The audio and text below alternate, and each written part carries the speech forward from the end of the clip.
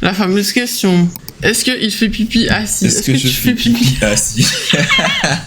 Franchement, mais pourquoi cette question? Est-ce que vous nous entendez bien? Testicule, 1, 2, c'est le test, ticule. Il y en a 2, 1, 2, test. Voilà. Bonjour et bienvenue dans notre vidéo. Donc, sur Instagram. En fait, je vous ai dit que j'avais un copain.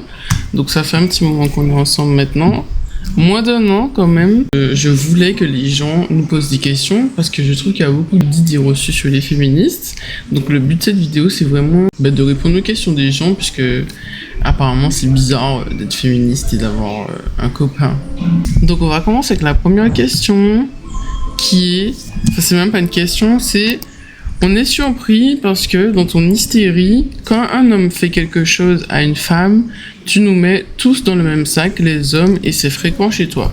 Ça peut sonner comme ça, mais en soi, pas vraiment. Je pense que c'est à chacun de sentir s'il est concerné ou pas. Des gens avec qui je peux discuter, il y en a qui le prennent personnellement, il y en a d'autres non.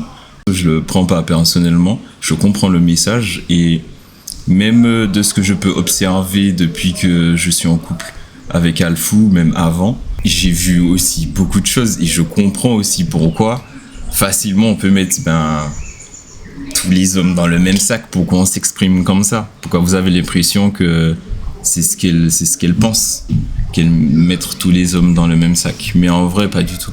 Mais c'est ça, et surtout que... est-ce que quand je dis tous les hommes sont des violents, est-ce que tu te sens concerné? Pas du tout. Est-ce que quand je dis tous les hommes sont violents, est-ce que tu te sens concerné? Pas du tout. I guess, si vous vous sentez concerné, c'est que vous avez quelque chose à vous reprocher. Voilà. C'est aussi simple que ça. C'est aussi simple que ça. Après, ça ne veut pas dire non plus que on est tous parfaits, tu vois. Genre, chacun on a été jeune et con, j'ai envie de dire, tu vois. Ouais, voilà, puisque en fait, le sexisme, c'était la base, en fait. Même on regarde des films des années 2000 en ce moment. Oh, c'est sexiste de ouf. Ouais. C'est hyper violent pour les femmes, en vrai. Même des petites réflexions à la con. Des petites blagues, des petits trucs, des petits gestes. Ouais, aujourd'hui, c'est bizarre à voir. Tu vois, c'est moins drôle qu'avant. Une fois que t'es éduqué sur le sujet, tu as les yeux ouverts, en gros, c'est bizarre. Ouais. C'est pas des trucs que tu trouverais normal de faire ou de dire aujourd'hui. Exactement. Donc c'est important de déconstruire tout ce qu'on a appris, tout ce qu'on a emmagasiné comme information depuis qu'on est jeune, en fait. Et c'est ce que on a pris le temps de faire, chacun, quoi. Next question. J'espère que tu changeras en prenant conscience avec certains messages constructifs sur ta méchanceté envers nous, envers les hommes.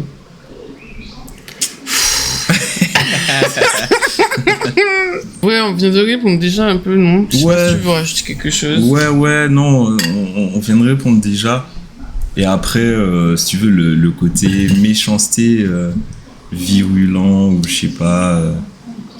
C'est compréhensible aussi. Ça fait tellement longtemps, tu vois, qu'il y a un ras-le-bol, donc... Mais c'est ça, je pense que les gens se rendent pas compte de la quantité de violence que les femmes vivent en Martinique. Clairement. On est littéralement le département français où il y a le plus de violence envers les femmes. Genre, je sais pas si les gens réalisent. Clairement non, ouais. Clairement pas, je dis clairement pas. Il y a 3 fois plus de violence envers les femmes en Martinique, et on pense encore que les chiffres sont sous-estimés, qu'en France. Donc c'est des chiffres qui font peur quand même. Hein. Et même pas que violence physique. Toute ma scolarité, collège, lycée, j'ai entendu que des trucs gênants comme ça sur les meufs. Tous les gars qui s'exprimaient, qui blaguaient entre eux, tout ça. Bon, cool, on peut parler meufs, blaguer, tout ça, mais il y avait trop de manque de respect. Moi, ça me mettait mal à l'aise. Je pouvais pas participer et rigoler à ces conversations-là. Je sentais qu'il y avait un truc qui était pas normal. Enfin, à un moment, tu t'éloignes de ça. Et quand, justement, tu prends le temps de discuter avec les filles, les femmes, d'une manière générale, tu te rends compte que c'est la plupart de ce que les mecs disent, c'est humiliant pour la femme, même si dans une conversation en groupe, en classe, anyways, elles ne le font pas ressentir. Mais même en tant que mec, t'es capable de comprendre ça. Je veux dire, de la même manière que tu aimerais qu'on te respecte, de ne pas qu'on parle sur toi de telle manière ou qu'on emploie tel mot, qu'on te compare à tel truc. C'est pareil pour la femme. Enfin, je veux dire, c'est la même chose. Juste pour finir sur la méchanceté, voilà, c'est le ras-le-bol. Quand le message il sort, quand il s'exprime, bon bah... Et je pense que les gens se rendent pas compte à quel point la colère est légitime, en fait. Genre, limite, on se met pas assez en colère, je trouve, les féministes. Voilà, c'est ça. On se met clairement pas assez en colère. Quand je vois que, genre, il y a des gens qui manifestent, etc., qui vont brûler des machins, qui vont faire des barrages sur la route, etc. Vous avez déjà vu des femmes faire ça?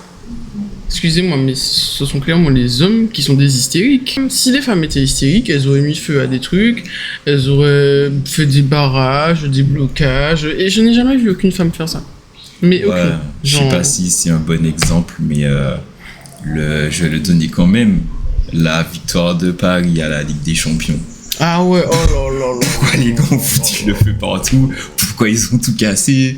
Enfin, je sais pas, c'est censé être... Ils ont gagné, en fait. Ouais, tu vois, genre... censé être la fête, mais au final, pour les hommes, s'amuser, ben, c'est agresser des femmes, c'est les harceler dans la rue, c'est mettre le feu au truc, c'est tout casser. Se sentent tout permis, enfin, je comprends pas comment les hommes... Bon, après, ils sont socialisés pour devenir violents, les hommes, de toute façon, mais là, faut déconstruire. À un moment, faut déconstruire. C'est pas normal. Alors, il y a quelqu'un qui nous a dit « Je vous trouve beau, j'ai cherché une question. Comment ton partenaire perçoit-il ton équilibre entre énergie féminine et masculine ?» Question un peu vague pour moi, entre énergie féminine et masculine. Allons lire la suite, peut-être que ça va nous éclairer. Est-ce un sujet dont vous discutez ensemble et comment cela influence-t-il votre relation? Ah ben c'est toujours dans le même truc, énergie féminine et masculine. On a demandé à ChatGPT. Là, c'est les concepts d'énergie féminine et d'énergie masculine viennent à la base de philosophie orientale. Comme le yin et le yang, ou de discours ésotériques et spirituels. Ils ne sont pas liés aux genres biologiques, mais à des qualités symboliques, censées exister en chacun de nous. Donc, énergie féminine, c'est réceptive, intuition, création, émotion, être, ressentir, souplesse. Ok, donc énergie masculine, le yang. Active, logique, rationnelle, stratégie, faire, agir, structure. C'est très genré en fait, ça me parle pas. Voilà, c'est écrit juste en dessous dans ChatGPT. Le problème avec ces notions, dans beaucoup de discours récents, la femme doit être dans son énergie féminine, c'est-à-dire douce, passive, soumise, silencieuse, décorative.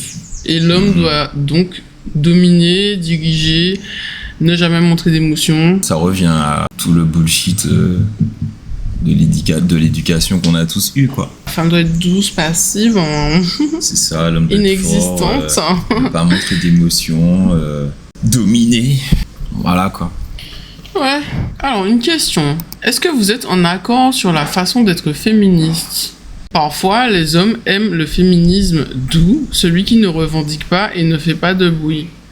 Ils disent « j'aime les femmes », mais ne comprennent pas que cela veut aussi dire faire voler en éclats le patriarcat. Est-ce que le degré de militantisme, de alphonisme a parfois causé des conflits entre vous ? Non, déjà non. Son degré de militantisme, non, n'a jamais posé aucun problème. Être féministe, ça se résume pas à dire j'aime les femmes. Si pour toi ça se résume juste à ça, il faut encore t'éduquer. Mais je remarque aussi que la majorité des gars qui disent j'aime les femmes, ils ne les aiment pas. L'impression que j'ai, c'est que les hommes qui se disent féministes en disant oui j'aime les femmes, en résumant le féminisme juste à ça, c'est comme si ces mecs-là veulent prendre position, genre ils veulent se montrer du côté de la femme pour bien se faire voir et uniquement. Mais derrière, il n'y a aucune notion, il n'y a aucune éducation. Si tu sais pas c'est quoi le patriarcat, si tu n'as pas conscience de ce que c'est, si tu n'en discutes pas tout simplement, si tu ne t'interroges pas, t'es pas féministe, t'aimes pas les femmes réellement, tu vois. Donc finalement, est-ce que mon degré de militantisme a créé des conflits ? Je crois pas. Non, pas du tout. Non. Contrairement, en fait, c'est plus quand j'ai subi du cyberharcèlement, ça n'a pas créé des conflits, mais c'était difficile à vivre pour moi, donc difficile à vivre pour lui aussi. Ma seule question, c'est où est-ce qu'on trouve un homme mignon et pas trop bête sur les questions sociales aux Antilles? Vas-y, raconte ta story time. Mais en fait, lui et moi, en fait, on est meilleurs amis depuis longtemps. Depuis longtemps. 2017, je pense, 2018, quelque chose comme ça. Donc ça fait 7-8 ans qu'on se connaît. Mais on est tombé amoureux l'été dernier, en fait. Mais je pense que c'est ça qui a fait que notre relation a marché jusque-là. C'est qu'en fait, comme on était déjà meilleurs amis, ça facilite la communication, ça facilite l'échange, parce qu'on se respectait déjà. Et on s'aimait déjà. Donc forcément, ça, c'est beaucoup plus facile. Et puis il y a aussi le fait que quand tu traites tes traumatismes, quand tu avances et que tu décides que tu ne veux plus être dans des cycles de violence, ton regard se tourne vers différentes personnes. Par exemple, lui, ça fait 8 ans que je le connais et pourtant je l'avais jamais envisagé comme... Enfin, pas jamais non plus, mais je l'avais jamais vraiment vu comme un potentiel compagnon. Donc au final, c'est vraiment le fait d'avoir traité mes traumatismes et d'avoir vu qu'en fait, j'ai envie d'être avec un homme gentil, d'être avec un homme respectueux, d'être avec un homme aimant. Parce qu'avant ça, j'étais attirée que par des losers, en fait. Des gros losers, des hommes violents. En fait, j'étais vraiment dans mon cycle traumatique. Ça aide beaucoup, ça aussi, hein. Je veux dire... Sans ça, c'est pas facile, j'imagine, d'ouvrir les yeux là-dessus. Genre, quand tu rencontres un gars, quand tu rencontres une meuf, déjà, prendre le temps de communiquer, discuter, il faut beaucoup communiquer, il faut oser poser les questions. Il faut oser aussi voir les choses telles qu'elles sont. On parle de red flag et tout ça. Faut pas les minimiser. Tu vois, t'as des valeurs, t'as des principes. Si ça rentre pas dans tes valeurs et tes principes, fais pas l'aveugle dessus, fais pas l'autruche. T'as vu ce que t'as vu, t'as entendu ce que t'as entendu. Ce qui est important, c'est de poser la question et de communiquer là-dessus. Ouais. Est-ce que ça correspond à mes valeurs? Est-ce que j'ai envie de continuer? Est-ce que ça vaut le coup? Etc. C'est ça. Vraiment, la base du truc, c'est bateau, mais c'est la communication. Même. Parler et puis prendre le temps de comprendre l'autre aussi, comprendre ses sentiments. Parce que dans toutes les relations, en fait, même amicales, on va, sans faire exprès, appuyer sur les blessures de l'un et de l'autre, en fait.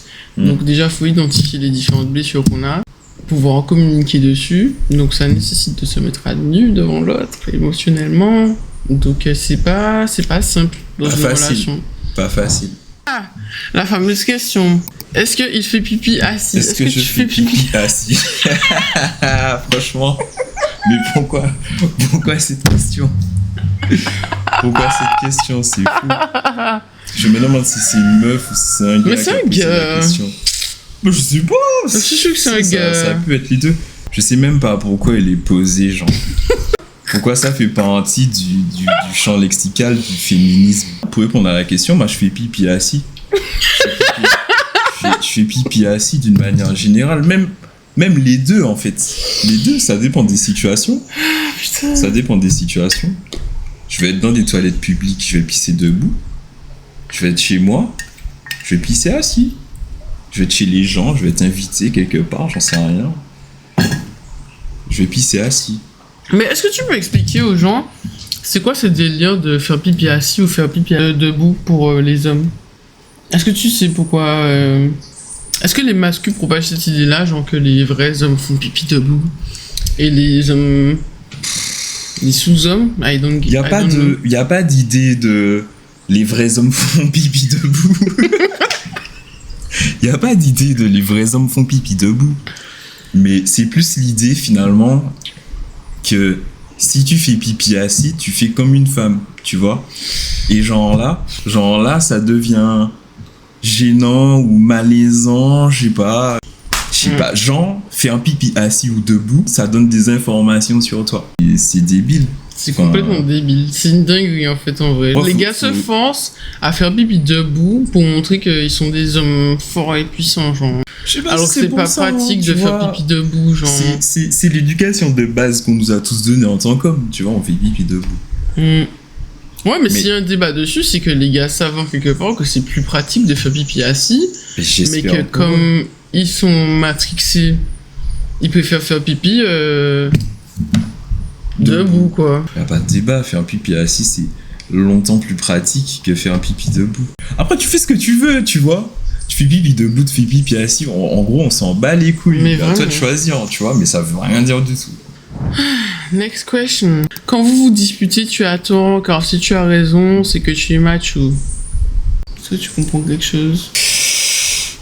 Genre, encore une fois, là, c'est juste de la communication. Et puis, faut savoir mettre son ego de côté aussi. Faut savoir ce que tu veux en discutant. Est-ce que vous voulez vous comprendre? Est-ce que vous voulez arriver sur un terrain d'entente ou savoir qui a tort, qui a raison? En fait, on est déjà dans un schéma de domination, Voilà, en fait, exactement. de qui domine l'autre, Exactement. de qui gère l'autre, quoi, qui a tort, qui a raison. Mais en vrai, moi aussi, avant, j'étais dans ce schéma de pensée-là. Mais en on mode, était tous. Ouais, voilà, en On mode, était est-ce qu'on a raison, est-ce qu'on a tort? Alors qu'en fait, c'est pas ça le fond du problème. C'est sur quelle blessure j'appuie chez toi, sur quelle blessure tu appuies chez moi. Voilà. Et Parlons-en. comment je t'ai heurté, comment j'ai réveillé cette blessure, comment j'ai remué le couteau dans la plaie, en gros. Mm. Et comment faire mieux, comment Voilà. ne pas te blesser à nouveau. Voilà. C'est ça, en fait, Comment te la vraie communiquer ce question. que j'ai à te communiquer sans remuer le couteau dans la plaie. C'est surtout ça. En fait, on parle des 5 blessures qui empêchent d'être soi-même de Lise Bourreau. Lise Bourreau. Je vous invite à le lire, ça vous apprendra à mieux vous connaître, à mieux vous comprendre, pourquoi vous réagissez de telle façon qu'on vous dit telle chose, etc. etc. Ouais. Quelqu'un qui a dit « Ça me tue que les gens se demandent comment une féministe peut trouver un mec alors que logiquement tout le monde est censé être féministe, mais de ouf ». Logique. Être féministe, c'est tout simplement vouloir l'égalité entre les hommes et les femmes, vouloir que les droits des femmes soient respectés. Et le pire, c'est qu'il y a toute une partie sur les hommes aussi dont les gens ne comprennent pas. En fait, c'est juste laisser les hommes vivre leurs émotions, laisser les hommes accepter qui ils sont, en fait, ne pas être tout le temps dans des schémas de violence. Qu'est-ce que ça t'a apporté, le féminisme, toi? Déjà, ça m'a fait prendre conscience que le patriarcat, ça existe. Et de qu'est-ce qu'est le patriarcat et qu'est-ce que ça engendre dans nos comportements, dans la société. Pourquoi les femmes sont traitées comme elles sont traitées dans la société. Et pourquoi moi, j'ai eu certains comportements, certaines façons de penser, d'où ça venait, tout ça. Parce qu'on fait des trucs en mode automatique. Mais au final, quand tu te demandes mais d'où ça sort, ben, la plupart des choses sortent du patriarcat. Et ces choses-là, c'est pas en l'avantage de l'homme non plus. On subit tous le patriarcat. On vous fait vous cloisonner à ne pas ressentir d'émotions, etc. Et du coup, vous devenez violent. Parce que toute personne qui n'exprime pas ses émotions va les exprimer par la violence finalement, puisque c'est beaucoup plus acceptable socialement. Au final, c'est nous, les femmes, qui subissons cette violence. Toute la société souffre du patriarcat homme-femme. Ouais, c'est ça. Ah, body count. Il n'y a même pas de question. On a juste dit body count. Body count. Que dire? Ben on s'en fout. Qu'est-ce que tu veux qu'on dise, frère? On s'en fout. C'est Genre, clair. Putain, c'est mais... un peu la même question pipi caca Ouais, de tout à est-ce l'heure, qu'on en fait fait. caca debout, enfin pipi debout assis, genre ça revient un peu au même. C'est, en général, 100% des gars qui parlent de body count, c'est des gars qui se tapent plein de meufs et qui sont là, en mode après, en train de juger les meufs qui se tapent plein de gars. Ouais, c'est des putes. Ouais, les meufs se respectent pas. Ouais, tatati, tatata. Mais frangin, tu veux que ta meuf ait un body count de 0, mais toi, t'as un body count de 150. Il n'y a aucune égalité, il n'y a aucun équilibre. Enfin, Ça n'a pas de sens. ça n'a pas de sens. Toi, t'as des principes que tu veux que ta meuf respecte. Mais ces propres principes-là, toi, tu ne les respectes pas. Si toi, tu t'autorises le droit de vivre, pourquoi tu l'autorises pas de vivre? Enfin, je veux dire, ça n'a pas de sens. Ça n'a aucun sens. Ça- Ah, ça revient. Tu autorises ton mec à faire pipi debout. Mais les gens ont vraiment un problème avec ça, hein. Mais c'est ça. Et pourquoi c'est elle qui déciderait comment je dois faire pipi déjà? Mais c'est clair, genre. Il fait ce qu'il veut. Vous croyez que j'ai des chaînes aux pieds là? On voit pas mes pieds. Mais... C'est quoi? Je suis en prison. On va fermer la vidéo et quoi, Ah, putain. elle va me fouetter pour que j'aille faire à manger. Je te sais mets dans pas. ta cage. Qui m'a posé une question. Est-ce que ça a été dur de te confier sur tes agressions à ton partenaire?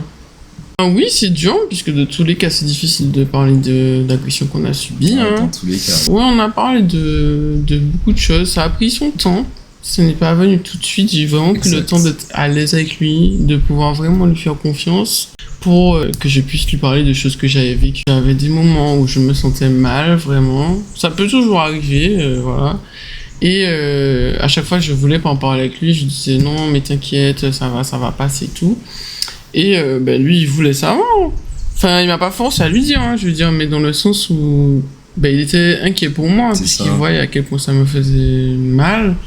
Donc, il a attendu que je puisse lui en parler. Et puis, quand on en a parlé, il s'est dit, mais en fait, cette terre est peuplée de fous furieux. Mais de ouf. Pourtant, je suis persuadé quelque part que ce truc, tu sens que tu vas trop loin, tu sens que tu dépasses la limite, tu sens que frère, il y a un malaise, tu sens qu'il y a un problème, franchement. Et c'est toi qui prends la décision de continuer. Même si elle me dit que ça va, je vois, j'entends et je sens que ça ne va pas. En fait, je me suis rendu compte que toutes les fois où j'ai cru que les hommes n'avaient pas vu, que j'avais pas envie, n'avaient pas vu, que j'étais mal à l'aise ou quelque chose comme ça, en fait, je me suis rendu compte que ils savaient très bien.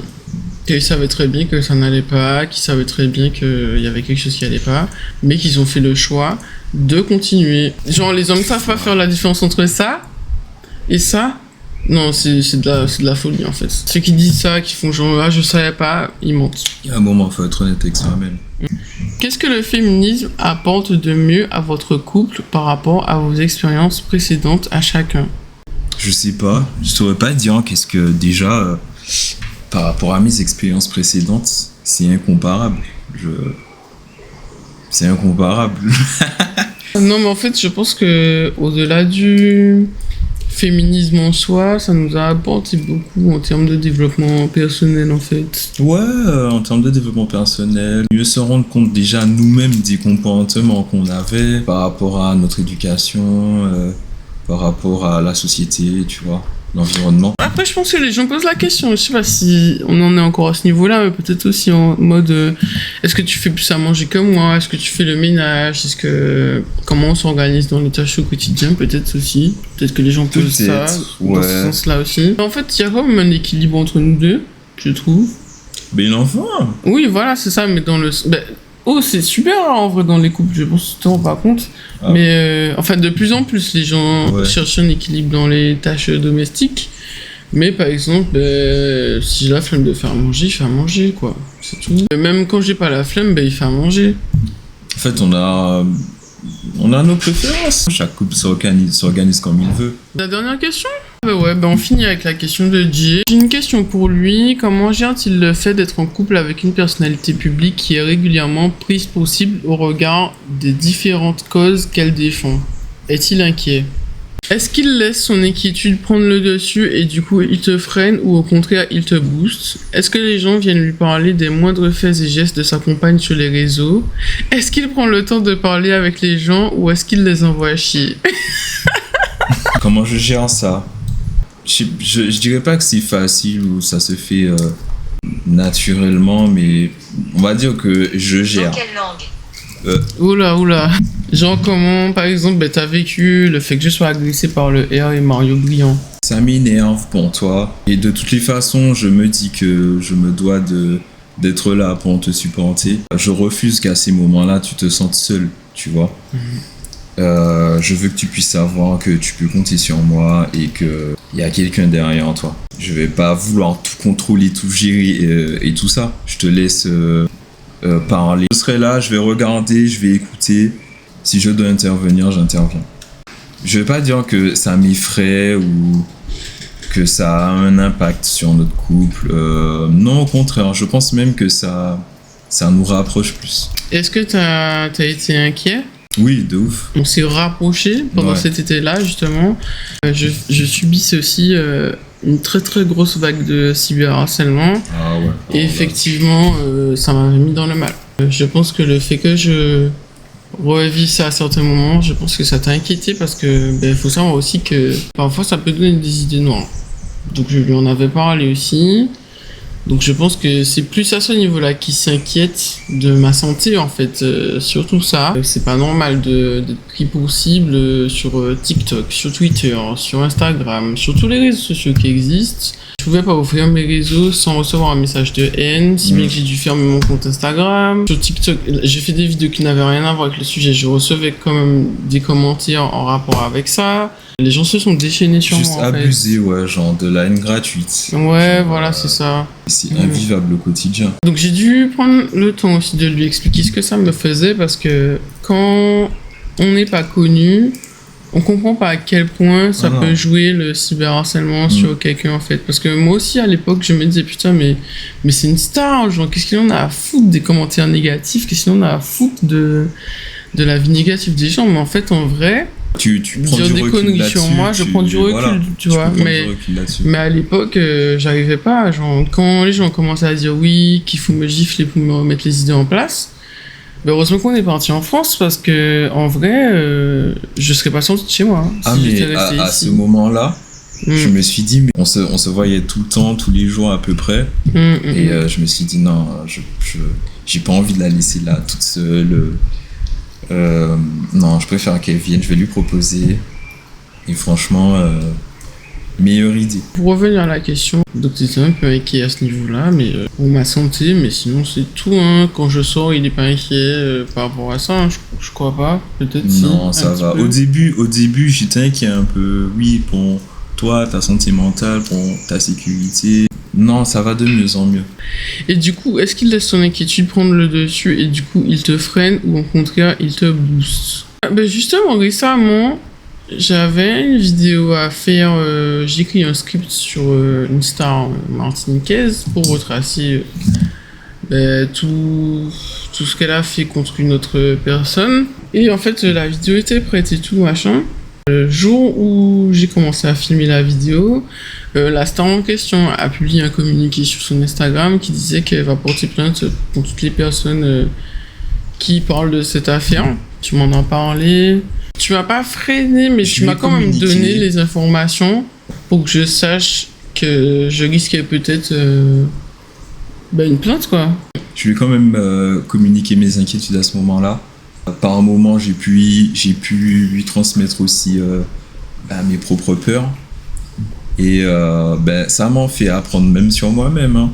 Donc, je pense que pour répondre à la question, honnêtement, par un moment, en étant inquiet et en te communiquant mes peurs, j'ai sûrement dû te freiner dans ton militantisme, dans tes projets, dans ce que tu voulais faire par rapport à ça. De toutes les façons, maintenant, je pense que plutôt que de lui communiquer mes peurs et lui montrer mon inquiétude, pas que je dois mettre tout ça de côté, ce sera plus la soutenir dans ce qu'elle veut faire, dans ce qu'elle veut dire, l'accompagner, quoi qu'il arrive. Ne pas laisser la peur prendre le contrôle, ne pas laisser mes inquiétudes mettre un frein à tout ça. Le fait que moi j'ai subi des vagues de cyberharcèlement à plusieurs reprises, moi-même ça me faisait peur en fait et moi-même, de me réafficher. J'avais peur que tu te réaffiches pour ne pas que tu resubisses tout ça. Ouais, voilà, c'est ça en fait. Tous les deux, on avait peur de ça en fait. Vous imaginez pas. Moi-même, je l'ai pas subi directement, mais j'étais à côté pour voir et regarder. Rien que de m'imaginer à sa place, les gars, terrifiant. Terrifiant. Le jour où il y a eu la vidéo avec mes coordonnées personnelles qui sont sorties. Ah, ça te bouscule. Ça bouscule vraiment. Surtout qu'en plus j'étais rond-point, en train de faire mes petits achats, je sors, il pleuvait et tout, comme par hasard, ma chaussure se casse. La comédie dramatique, genre, la journée je suis sous la pluie, ma chaussure se casse, en même temps mes informations personnelles sont diffusées partout. Je me suis dit, waouh. Ah ouais. Donc après ça, on était rentré chez Coco, hein. Voilà, moi j'ai pris du temps, j'ai arrêté de militer, puisque j'avais plus l'énergie, j'avais plus la force, de voir aussi enfin pas tout. On va dire que beaucoup de gens qui me soutenaient ont retourné leur veste à ce moment-là, comme si c'était légitime finalement que je subisse ce cyberharcèlement-là par rapport à ce que j'avais dit. Et je me suis dit, mais comment on peut laisser les hommes dire autant de choses en Martinique et une femme ne peut pas donner un avis sur une demande en mariage? Enfin bon. C'est ouf. C'est oufissime. Je me rends compte. Hein. Je m'en rendais pas compte, mais je m'en rends compte. Faut s'éduquer, faut s'intéresser. Faut écouter, faut se poser les questions. Pourquoi tu as besoin de m'insulter par rapport à ce que je dis? C'est que franchement, ça touche quelque chose chez toi qui est très profond. Ah ouais. La dernière question qu'elle a posée, c'est est-ce que les gens viennent lui parler des moindres faits et gestes de sa compagne sur les réseaux? Tiens, tu peux parler de la petite anecdote là? La petite anecdote. Ouais, quand t'es venu te dire que j'avais menti. Enfin, est-ce que c'était vrai que j'avais menti, etc. Oui, c'est vrai, il y a eu un moment, alors on n'était pas encore ensemble, on voyait peut-être souvent ensemble, anyway. Mais à ce moment, on m'a rapporté certaines choses. Oui, est-ce que c'est vrai, est-ce que c'est faux, est-ce qu'elle est comme ci, comme ça. Et j'ai déjà eu des retours. Non, j'en vois pas chier les gens. Ça va dépendre. Tu me poses la question premier degré, tu veux qu'on discute. Moi, je veux prendre le temps de discuter avec toi et déconstruire tes idées que tu as. Et il est quand même vachement patient. C'est lui qui m'a appris la patience dans la vie. Premier degré. Mais après, il n'y a personne qui t'a arrêté dans la rue, personne que tu connais pas qui est venu te parler, puisque c'est la première fois qu'on s'affiche aussi sur les réseaux. Ouais. Donc les gens savaient pas jusque-là qu'on était ensemble. Non, les quelques rares personnes qui me connaissent, qui nous connaissent, les personnes qu'on connaît sont toutes en commun, amis ou pas, hein, genre connaissance de vue, etc. Ils sont déjà venus me poser des questions. Oui, mais comment je fais pour sortir avec une féministe? Comment ça se passe? Est-ce que... Enfin voilà. Il y a des gars qui se posent vraiment des questions premier degré et je trouve que c'est vraiment intéressant d'y répondre. Voilà. Quand c'est des... Vrais questionnements, des vraies questions. Donc du coup, de gens qui connaissent aussi, donc il va prendre le temps. Non, en fait, la personne qui va venir me poser la question vraiment dans le but de s'éduquer, vraiment dans le but de poser vraiment une vraie question, je vais répondre, je vais prendre le temps de lui expliquer les choses, etc. Clairement. Mais par contre, tu vas venir me poser ta question de merde, genre pour essayer de me rabaisser ou pour essayer de me mettre à la fête ou exposer ta masculinité, va te faire foutre, frère. Je vais pas perdre de temps. Ce sera triste pour toi. Moi, j'aurais de la peine pour toi. Je me dis, mais frère, quelle vie de merde il doit vivre. Le garçon met des chaînes tout seul. Le garçon, c'est ça, en fait, c'est se mettre des barrières, le patriarcat. C'est se mettre des barrières, ne pas s'autoriser à vivre tel qu'on est. Ne pas s'autoriser à être soi-même. Tu vois, ça revient à ça. C'est ouf. Et c'est triste. J'espère qu'un jour ils se rendront compte. C'est triste. Mais voilà, on a répondu à toutes les questions, hein, il me semble. Il y a une que tu m'avais envoyée après, là. Et la personne se demande qui dirige le couple. Qui dirige le couple? Frangin. C'est quoi cette question? Pourquoi il y a une direction, genre? Pourquoi il y a une hiérarchie? Je sais pas. Pourquoi est-ce que quelqu'un a besoin de diriger quelqu'un pour que le couple fonctionne bien? Est-ce que... Pourquoi il y en a un qui doit diriger l'autre, genre? En fait, c'est toutes ces idées reçues de qui porte la culotte, qui ceci, qui cela, frère. Ça me saoule d'entendre des trucs comme ça. Ah ouais. Genre, on est en 2025, les gars. Qui porte la culotte dans le couple? Vous-même vos chaînes, genre, vous êtes comme mais ça, là. De ouf. Fatigant, hein. Elle est... Ouais. Diriger pour aller où, en fait? Pour faire quoi? Ouais. Qui domine qui, genre? Pourquoi il y a besoin d'avoir de la domination là-dedans? J'aurais pas aimé être dans votre couple. Mais en fait, le truc, c'est que les gens jugent les féministes et tout, mais ils se rendent pas compte qu'on est éveillé, qu'on est conscient, qu'on essaie de faire en sorte de vivre une vie sans violence, en fait, justement. Ouais, donc, une vie vécue pleinement à travers tout ce que la vie a à nous faire vivre. Et pas s'arrêter sur des idées de merde qui nous empêchent de penser, de ressentir comme on veut, de parler comme on veut et de faire ce qu'on veut, frère. Bon, en tout cas, merci d'avoir regardé notre vidéo YouTube. Je pense qu'on va s'arrêter là, vu qu'on n'a pas d'autres questions. Je te laisse conclure.